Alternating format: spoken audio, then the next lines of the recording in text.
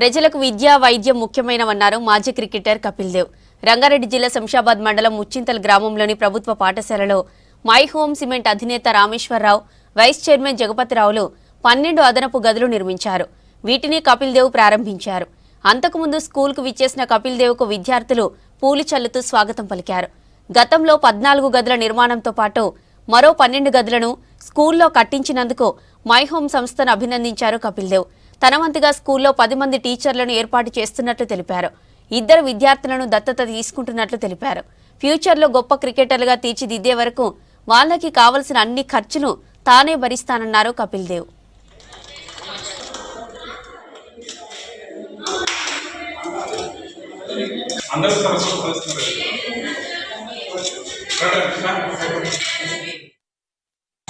हम यहाँ पर आए हैदराबाद में और ये कभी सोचा नहीं था जब पिछले साल आए थे कि इतने ज़्यादा बच्चे हमारे पास होंगे।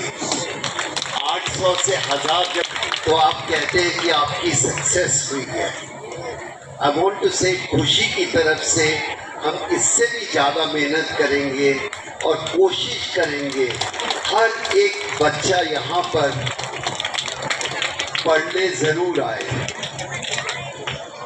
जिंदगी में अगर आगे बढ़ना है तो पढ़ाई होना बहुत ज़रूरी है। Education is very very important. Maybe these young people don't understand, they are too young. The people who are sitting at the back, it's very important.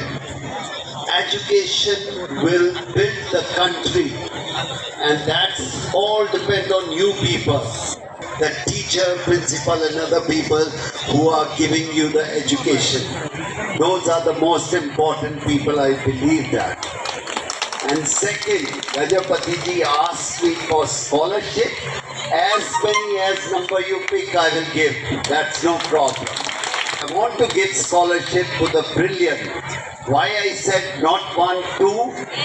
1 is the best student in education. Because I am the sportsman, second one goes to the sports person. It may be the girl, it may be the boy.